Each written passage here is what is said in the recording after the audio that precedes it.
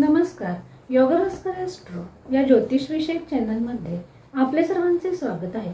आणि आपण पाहत आहोत मंगळाचे राशी परिवर्तन आणि त्याचा प्रत्येक राशीवर पडणारा गोचर प्रभाव या शृंखलेचा आजचा हा दुसरा भाग. या आधीच्या भागामध्ये आपण मेष ते कन्या राशीच्या जातकांसाठी मंगळाचे हे गोचर भ्रमण कसे असणार आहे याची ज्योतिषीय माहिती जाणून घेतलेली आहे. आणि आज तुला ते मीन राशीच्या जातकांसाठी मंगळाचे हे गोचर भ्रमण कसे असणार आहे याची ज्योतिषीय माहिती जाणून घेणार आहोत. हे राशीफल आपल्या चंद्रराशीवर आधारित आहे. ज्यांना आपली चंद्ररास माहीत नाही अशांनी हे राशीफल आपल्या नामराशीनुसार पाहावे.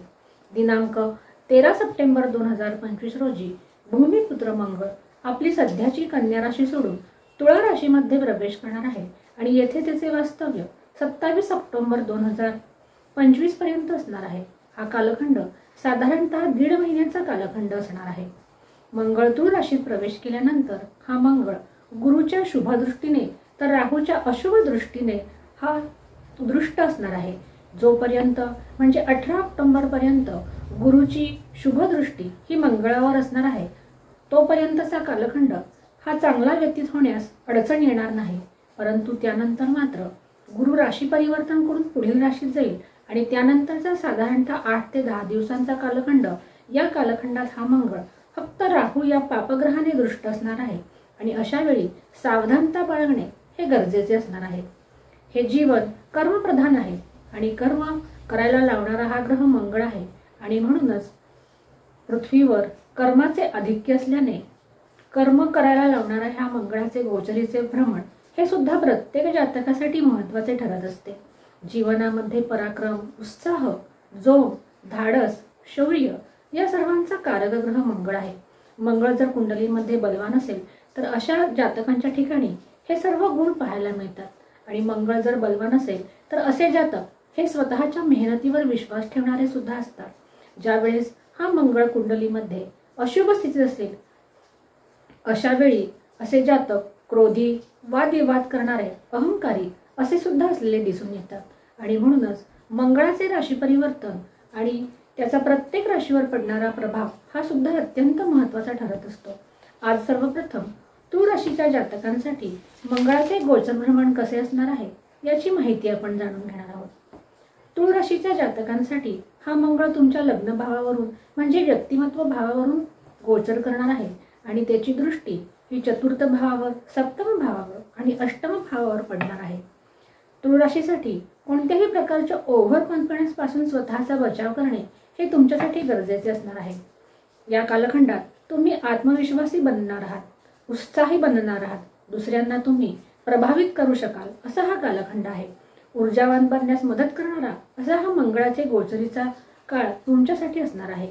कार्यक्षेत्रात सुद्धा तुम्हाला मानसन्मान मिळण्याची शक्यता ही दिसून येत आहे. नोकरीमध्ये प्रमोशनच्या संधी सुद्धा हा मंगळ घेऊन येत आहे. परंतु कामाचा ताण हा सुद्धा त्यामुळे वाढणार आहे. व्यापार आणि भागीदारी अशा दोन्ही क्षेत्रामध्ये हा मंगळ सकारात्मक तुमच्यासाठी असणार आहे. परंतु या मंगळाची 7वी दृष्टी तुमच्या सप्तम भावावर सुद्धा पडणार आहे. हा भाव जसा व्यापाराचा आहे त्याचबरोबर तो दाम्पत्य जीवनाचा सुद्धा भाव आहे आणि त्यामुळे दाम्पत्य जीवनामध्ये कलह होणार नाही याची काळजी तुम्ही या कालखंडात ही घेतली पाहिजे. कोणत्याही प्रकारचे नातेसंबंध हे नीट हाताळणे तुमच्यासाठी अत्यंत गरजेचे असणार आहे. कोणत्याही प्रकारची नवीन जोखीम स्वीकारण्यापूर्वी तुम्ही त्याचा संपूर्ण अभ्यास करणे हे सुद्धा या कालखंडात अपेक्षित असणार आहे. विद्यार्थ्यांसाठी हा कालखंड चांगला आहे आणि नोकरी आणि कार्यक्षेत्राच्या ठिकाणी हा मंगळ चढाओढ निर्माण करणारा असणार आहे. आणि तुळ राशीच्या जातकांनी लग्नी मंगळाचे गोचरीचे भ्रमण होत असल्याने स्वतःला अहंकारापासून दूर ठेवणे हे सुद्धा तुमच्यासाठी महत्त्वाचे असणार आहे. आणि स्वास्थ्याचा विचार करता त्वचाजन्य आजार, त्याचबरोबर ॲलर्जी सदृश्य समस्या किंवा ज्यांना ब्लड प्रेशरचा त्रास आहे त्यांनी स्वतःची काळजी घेणे हे अपेक्षित आहे. आणि मंगळाचे हे गोचरीचे भ्रमण तुमच्यासाठी अनुकूल सिद्ध होण्यासाठी तुम्ही मारुतीची उपासना ही तुमच्यासाठी लाभदायी ठरणार आहे. तर वृश्चिक राशीच्या जातकांसाठी हा मंगळ व्ययभावातून म्हणजे 12व्या भावातून आपले गोचरीचे भ्रमण करेल आणि त्याची दृष्टी तुमच्यासाठी तृतीय भाव, षष्ठ भाव आणि सप्तम भावावर पडणार आहे. व्ययभाव हा तुमच्या निद्रेचा भाव आहे, परदेश गमनाचा भाव आहे, व्ययाचा भाव आहे. त्यामुळे झोपेच्या तक्रारी, अनिद्रा, बेचैनी, कामात उत्साह नसणे अशासारख्या समस्या या तुम्हाला या कालखंडात सतावू शकतात. तुमच्या खर्चावर सुद्धा नियंत्रण ठेवणे गरजेचे आहे, कारण खर्चात सुद्धा वाढ होण्याची शक्यता ही दिसून येत आहे. अनावश्यक चिंता करायला लावणारा असा काहीसा हा कालखंड आहे. वृश्चिक राशीला पंचमस्त शनी सुद्धा चालू आहे, त्यामुळे त्यांनी हा कालखंड व्यवस्थित व्यतीत होण्यासाठी योग्य ती खबरदारी घेणे सुद्धा अपेक्षित असणार आहे. त्यासाठी स्वतःवर नियंत्रण ठेवणे हे सर्वात महत्त्वाचे आहे. तुमच्या कामावर लक्ष केंद्रित करून तुम्ही जर काम केले तर तुम्हाला त्याची अनुकूल फळे ही मिळू शकतील. कोर्ट कचेरीची जर कामं असतील तर ती सुद्धा तुमची कामे मार्गी लागतील, परंतु त्यात सुद्धा सावधानता बाळगणे हे गरजेचे असणार आहे. सर्वात महत्त्वाचे म्हणजे प्रामाणिकपणे वर्तन करणे तुमच्यासाठी फायदेशीर असणार आहे. नाहीतर त्यामुळे तुमचे वैवाहिक आयुष्य हे बाधित होऊ शकते. नोकरीमध्ये तणावाचे वातावरण, त्याचबरोबर चढाओढ अशासारख्या समस्या तुम्हाला भेडसावू शकतात आणि त्यासाठी संयमाने वागणे हा तुमच्यासाठीचा मूलमंत्र असणार आहे. विद्यार्थ्यांसाठी हा कालखंड चांगला आहे. जे विद्यार्थी परदेशी जाऊन शिकण्याची इच्छा करतात त्यांच्यासाठी हा कालखंड चांगला असणार आहे, परंतु विद्यार्थ्यांनी आपले मन एकाग्र करणे हे सुद्धा गरजेचे असणार आहे, कारण या कालखंडात तुमच्या मनाची चलबिचलता ही वाढताना दिसत आहे. कोणतेही प्रकारचे निर्णय तुम्ही घाईगडबडीत घेऊ नये, अन्यथा त्यापासून नुकसान होण्याची सुद्धा शक्यता दिसत आहे. वृश्चिक राशीच्या जातकांनी मंगळाचे हे गोचरीचे भ्रमण अनुकूल होण्यासाठी हनुमानाची नित्य उपासना ही केली पाहिजे. हनुमान चालीसा स्तोत्राचे नित्य पठण तुमच्यासाठी फायदेशीर ठरणार आहे. तर प्रत्येक मंगळवारी मारुतीच्या मंदिरात गूळ किंवा फुटाणे यांचे सुद्धा दान हे तुमच्यासाठी लाभप्रद सिद्ध होताना दिसत आहे. तर धनु राशीच्या जातकांसाठी मंगळाचे हे गोचरीचे भ्रमण 11व्या भावावरून म्हणजे लाभ भावावरून होत आहे आणि ह्या मंगळाची दृष्टी द्वितीय भाव, पंचम भाव आणि षष्ठ भावावर तुमच्यासाठी पडत आहे. इच्छापूर्ती करणारा हा कालखंड आहे, कारण हा लाभाचा भाव आहे, तुमच्या कामनांचा भाव आहे. येथे असलेला मंगळ तुमच्या महत्वाकांक्षा वाढवणारा आणि पूर्ण करणारा सुद्धा असणार आहे. आणि अशा मंगळाची दृष्टी धनस्थानावर पडत असल्याने धनागमन आणि धनसंचय अशा दोन्ही योग हे तुम्हाला प्राप्त होताना दिसत आहे. आर्थिक स्थिती सुधारताना दिसत आहे. त्याचबरोबर आकस्मिक धनलाभाचे योगही तुमच्यासाठी हा मंगळ घेऊन येत आहे. जे शेअर मार्केटमध्ये काम करतात त्यांच्यासाठी हा मंगळ अनुकूल असणार आहे आणि ज्यांनी पूर्वी ऋण घेतलेले आहेत त्यांना ऋणातून मुक्त करण्याचे संकेत हा मंगळ तुमच्यासाठी घेऊन येत आहे. परंतु या कालखंडात कोणालाही तुमचे पैसे मात्र तुम्ही उधार देऊ नका. नवीन स्वप्ने जर पाहत असाल तर त्यासाठी सुद्धा हा कालखंड तुमच्यासाठी चांगला असणार आहे. तुमच्या योजना या सफल होताना दिसत आहे. तुम्हाला तुमच्या मित्रपरिवाराचे सहकार्य सुद्धा मिळताना दिसत आहे. नोकरी आणि व्यापार अशा दोनही क्षेत्रासाठी हा कालखंड चांगला आहे आणि नोकरीत प्रमोशनचे योग आणि व्यापारात नवीन प्रोजेक्ट हे सुद्धा स्वीकारण्यास काही हरकत नाही. परंतु कोणत्याही प्रकारच्या अतिपासून तुम्ही स्वतःला सावधान ठेवले पाहिजे. आणि पार्टनरशिपमध्ये जे व्यापार करत आहेत त्यांनी कागदपत्रांची पूर्तता केल्याखेरीज पार्टनरशिपमध्ये काम करू नये. दाम्पत्य जीवन तुमचे अनुकूल असलेले दिसत आहे. जीवनसाथीचा सहयोग धनुराशीच्या जातकांना मिळताना दिसत आहे. प्रेमीजनांसाठी सुद्धा हा कालखंड अनुकूलच म्हणावा लागेल. नोकरीत किंवा कार्यक्षेत्रात कामाचा ताण हा वाढणार आहे आणि त्यामुळे अनिद्रेसारख्या समस्यांना तुम्हाला तोंड द्यावे लागणार आहे. विद्यार्थ्यांसाठी हा कालखंड चांगला आहे आणि स्पर्धा परीक्षा देणाऱ्यांसाठी सुद्धा हा कालखंड अनुकूल आहे. संयम, विवेक यांचा जर आधार घेतला तर मंगळाचे हे गोचर भ्रमण तुमच्यासाठी अनुकूल सिद्ध होण्यास कोणतीच अडचण येणार नाही. परंतु कोणत्याही प्रकारची घाई गडबड मात्र करू नये. जास्त मिळावे ही अपेक्षा तुम्हाला गोत्यात आणू शकते आणि धनुराशीच्या जातकांनी सुद्धा हनुमानाची नित्य आराधना करणे आणि स्वतःच्या क्रोधावर नियंत्रण ठेवणे हे तुमच्यासाठी गरजेचे असणार आहे. तर मकर राशीच्या जातकांसाठी मंगळाचे हे गोचरीचे भ्रमण तुमच्या दशमभावातून होत आहे. हा भाव कर्माचा आहे. मंगळ येथे दिग्बली असतो आणि दिग्बली असलेल्या अशा या मंगळाची दृष्टी तुमच्या स्वतःच्या व्यक्तिमत्व भावावर म्हणजे लग्न भावावर, चतुर्थ भावावर आणि पंचम भावावर पडत आहे. मकर राशीसाठी हा कालखंड एक नवीन ऊर्जा घेऊन येत आहे. तुमच्या महत्वाकांक्षा पूर्ण होण्याचे संकेत हा मंगळ देत आहे, परंतु त्याचा योग्य वापर हा मात्र तुमच्याकडून झाला पाहिजे. तुमच्या व्यक्तिमत्वावर या मंगळाची दृष्टी असल्याने हा मंगळ तुम्हाला ऊर्जावान बनवण्यास नक्कीच मदत करणार आहे. मंगळाची 7वी दृष्टी चतुर्थ भावावर पडत आहे। हा भाव वाहन, वास्तू यांचा भाव आहे। नवीन वाहन, वास्तू किंवा जर जमीन खरेदी करणार असाल तर त्यासाठी हा कालखंड अनुकूल आहे। परंतु घरामध्ये कोणत्याही प्रकारचा कलह होणार नाही याची काळजी मात्र तुम्ही घेतली पाहिजे। सामाजिक क्षेत्रामध्ये तुम्ही स्वतःचा वेगळा ठसा या कालखंडात उमटवू शकाल। तुमच्यातील गुणांना तुम्ही योग्य तऱ्हेने वाव दिल्यास आणि तुम्ही मेहनतीवर विश्वास ठेवल्यास मंगळाचे हे गोचरीचे भ्रमण तुम्हाला अनुकूल सिद्ध होण्यास मदत मिळणार आहे। कारण मकर राशीच्या जातकांची 7.5 सध्या संपलेली आहे, त्यामुळे कोणत्याही प्रकारच्या अडीअडचणी तुमच्यासाठी सध्या नाहीत।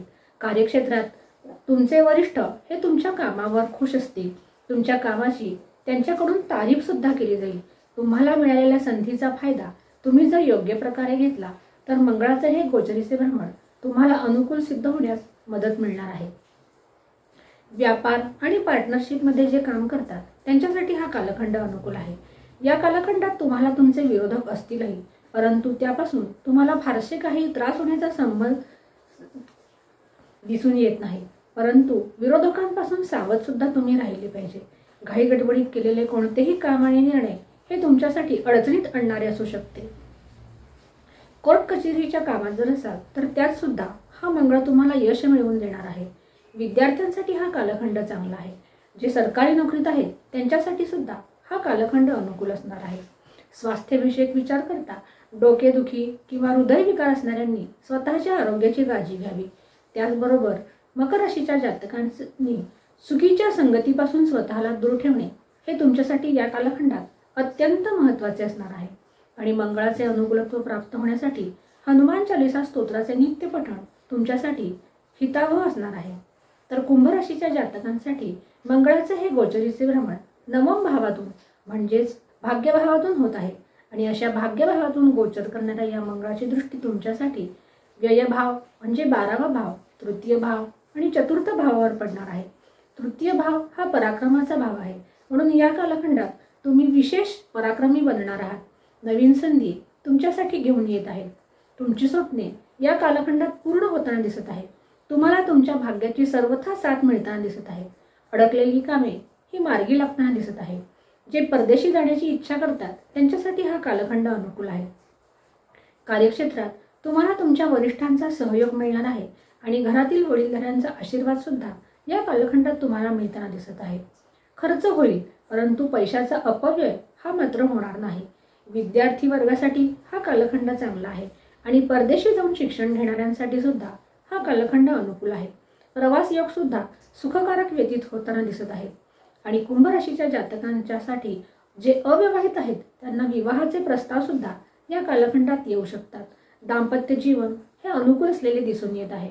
आणि स्वास्थ्याचा विचार करता कुंभ राशीच्या जातकांनी आपला आहार या कालखंडात संतुलित ठेवावा आणि मंगळाचे अनुकूलत्व प्राप्त होण्यासाठी मारुतीची नित्य उपासना करावी। त्यामुळे मंगळाचे हे गोचरीचे भ्रमण तुम्हाला फलदायी ठरण्यास मदत मिळणार आहे। तर मीन राशीच्या जातकांसाठी मंगळाचे हे गोचरीचे भ्रमण अष्टम भावातून होत आहे। हा भाव मुक्ततेचा आहे आणि अशा अष्टम भावातील मंगळाची दृष्टी ही तुमच्यासाठी लाभ भाव म्हणजेच 11वा भाव, द्वितीय भाव आणि तृतीय भावावर पडणार आहे। मीन राशीच्या जातकांनी या कालखंडात सावधानतेने वागले पाहिजे। मीन राशीला सध्या 7.5 सुद्धा आहे, त्यामुळे सर्वथा सावध राहणे तुमच्यासाठी महत्त्वाचे असणार आहे। अष्टमातील मंगळ तुम्हाला अकस्मित लाभाचे योग सुद्धा घेऊन येताना दिसत आहे, परंतु त्याचबरोबर अकस्मात हानी किंवा गुप्त शत्रूंपासून सुद्धा तुम्ही स्वतःचा या कालखंडात बचाव केला पाहिजे। कोर्ट कचेरीच्या कामात असाल तर ते सुद्धा सावधानता बाळगणे हे गरजेचे असणार आहे। विनाकारण त्रास उत्पन्न होण्याची शक्यता या कालखंडात दिसून येत आहे आणि स्वास्थ्यविषयक विचार करता काळजी घेणे स्वास्थ्याची हे तुमच्यासाठी महत्त्वाचे असणार आहे। परंतु अडचणीतून मार्ग काढण्याचे धैर्य हा गुरु तुम्हाला देणार आहे। जोपर्यंत गुरुची दृष्टी मंगळावर आहे म्हणजे 18 ऑक्टोबर पर्यंत ही स्थिती चांगली असणार आहे, परंतु त्यानंतरचा कालखंड हा सावधानता बाळगण्याचा कालखंड असणार आहे। पैतृक संपत्तीत जर वाटणी करणार असाल तर त्यासाठी मात्र हा कालखंड चांगला आहे। या कालखंडात तुम्ही पराक्रमी बनताना दिसत आहात, कारण या मंगळाची दृष्टी तुमच्या तृतीय भावावर पडत आहे। हा भाव तुमच्या पराक्रमाचा भाव आहे। वाहन हे या कालखंडात जपून चालवणे हे अपेक्षित असणार आहे, कारण कोणत्याही प्रकारच्या दुर्घटना या घडू शकतात। त्यासाठी सावधान राहणे हे गरजेचे असणार आहे। आरोग्याची काळजी ही सुद्धा तुम्ही घेतली पाहिजे. आणि हा मंगळ तुम्हाला तुमचे मन अशांत बनवणारा असणार आहे आणि त्यासाठी तुम्ही योग्य ती खबरदारी म्हणून योगा किंवा प्राणायाम यांचा आधार घेतला पाहिजे. कोणत्याही प्रकारची जोखीम या कालखंडात न स्वीकारलेलीच बरी. आणि गुंतवणूक करणार असाल तर ती सुद्धा सावधानतेने करा. आणि सर्वात महत्त्वाचे म्हणजे नातेसंबंध सांभाळणे हे अत्यंत गरजेचे आहे. अनावश्यक वादविवादापासून स्वतःला दूर ठेवणे हे तुमच्यासाठी महत्त्वाचे असणार आहे. जर पूर्वीपासून काही दुखणी असतील आणि जर तुम्हाला डॉक्टरांनी शल्यकर्माचा सल्ला दिला असेल तर या कालखंडात शल्यकर्म सुद्धा घडून येऊ शकते. या कालखंडात स्वतःच्या आरोग्याची काळजी घेणे हे गरजेचे असणार आहे. आणि त्याचबरोबर कोणावरही चटकन विश्वास ठेवणे हे तुमच्यासाठी त्रासदायक ठरू शकते, कारण हितशत्रू हे तुमच्या आसपास असू शकतात. आणि म्हणूनच यापासून तुम्ही स्वतःचा बचाव करणे अपेक्षित आहे. स्वतःवर नियंत्रण ठेवणे, क्रोधावर नियंत्रण ठेवणे, त्यासाठी प्राणायाम, ध्यानधारणा यांचा आधार घेणे, हे उपाय तुमच्यासाठी फलदायी सिद्ध असू शकतात. जे सखोल अध्ययन करतात त्यांच्यासाठी हा मंगळ त्यांच्यासाठी चांगला आहे. आणि मीन राशीच्या जातकांनी सुद्धा मंगळाचे प्रतिकूलत्व कमी होण्यासाठी हनुमानाची आराधना नित्य करणे आणि मंगळवारी लाल वस्तूंचे दान करणे हे तुमच्यासाठी हितावह असणार आहे. अशा प्रकारे आज आपण मंगळाचे राशी परिवर्तन आणि त्याचा तुला ते मीन राशीच्या जातकांवर कोणता परिणाम होणार आहे याची माहिती जाणून घेतलेली आहे. अशाच प्रकारच्या नवनवीन ज्योतिषीय आणि धार्मिक विषयांच्या खात्रीशीर माहितीसाठी चॅनलला लाईक आणि सबस्क्राईब नक्की करा. आज आपण येथेच थांबूया. पुन्हा भेटूया एका नवीन ज्योतिषीय विषयासह. तोपर्यंत नमस्कार.